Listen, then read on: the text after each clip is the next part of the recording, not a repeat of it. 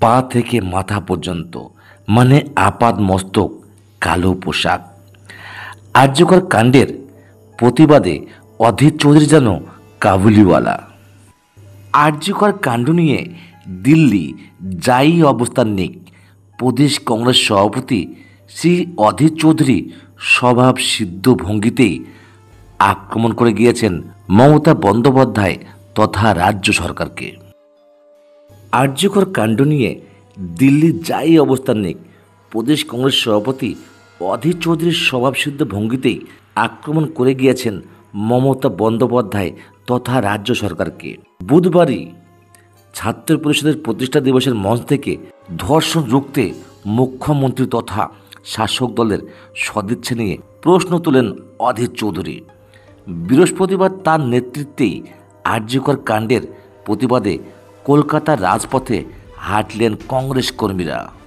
এদিন প্রদেশ কংগ্রেসের তরফে কলেজ স্কোয়ার থেকে শ্যামবাজার পর্যন্ত মিছিলের আয়োজন করা হয়। মিছিলের নেতৃত্বে ছিলেন শ্রী অধীর চৌধুরী।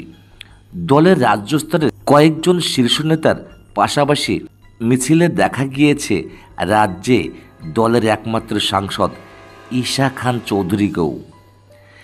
মিছিলের শীর্ষে কালো পোশাকে ছিলেন শ্রী অধীর সহ প্রদেশ কংগ্রেসের কয়েকজন শীর্ষ নেতা। আপাদ মস্তক কালো পোশাকে ঢাকা অধীরকে দেখে এক মুহূর্তে কাবুলিওয়ালা বললে ভুল হবে না। তবে প্রতিবাদের প্রতীক হিসাবে অধীর চৌধুরী ওই কালো পোশাক পরেন। দিন কয়েক আগেই মনে হয়েছিল প্রদেশ কংগ্রেস সভাপতি পদে অধীর গদি টলমল। তিনি আদৌ ওই পদে আছেন কিনা বা আগামী দিনে থাকবেন কিনা তা নিয়ে সংশয় আছে। সেদিক থেকে দেখতে গেলে এদিনের মিছিলে অধীরের জন্য অনেকটা শক্তি প্রদর্শনের মঞ্চ ছিল। বলা ভালো, সেই পরীক্ষায় সফল হলেন প্রদেশ সভাপতি। এদিন তার ডাকে কংগ্রেসের মিছিলে উল্লেখযোগ্য ভিড় হয়েছিল। কর্মীরা বিভিন্ন জেলা থেকে এসেছিলেন কলকাতায়। কারো হাতে জাতীয় পতাকা, কেউ কালো পোশাকে, কেউ বা দলীয় পতাকা নিয়েই হাঁটলেন। মিছিল থেকে অধীরের লাইন মেনেই রাজ্য সরকার বিরোধী স্লোগানও উঠল। এক কথায় বৃহস্পতিবারের প্রতিবাদ মিছিলে কলকাতা এক প্রকার কেঁপে উঠল। ARC24 news.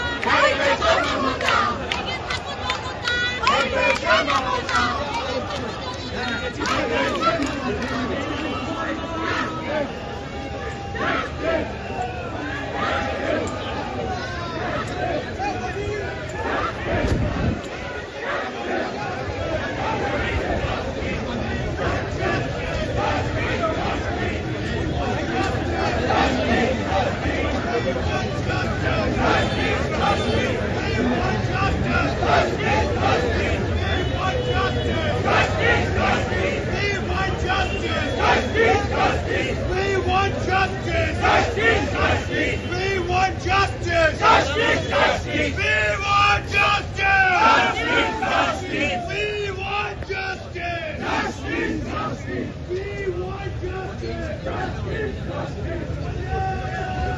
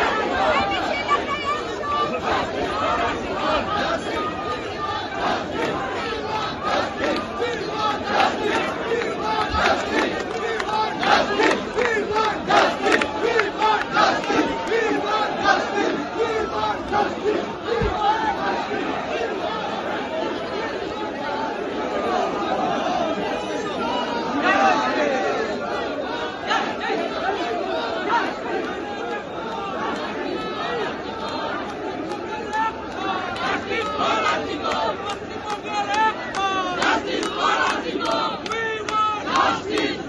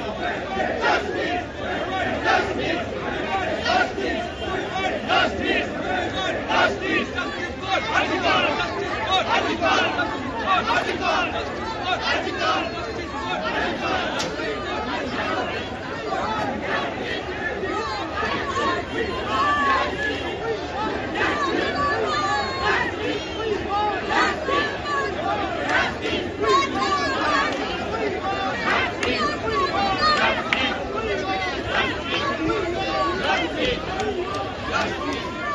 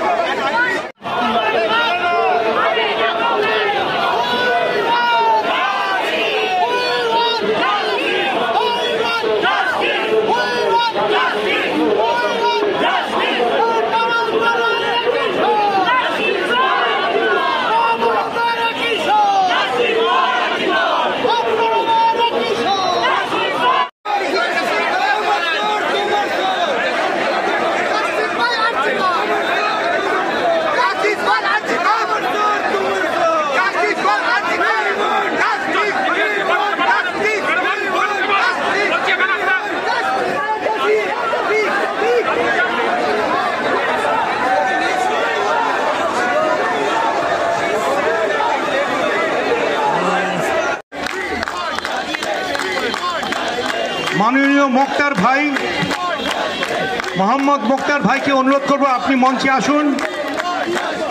শরৎ পাওয়ার মহাশয় শরৎ রাউত মহাশয় উপস্থিত হয়েছেন। তাকে বলবো আপনি মঞ্চে আসুন। সবাই মঞ্চে আসার চেষ্টা করবেন না। একটা পরিবেশ, এটা মানুষের সেবা করতে হবে।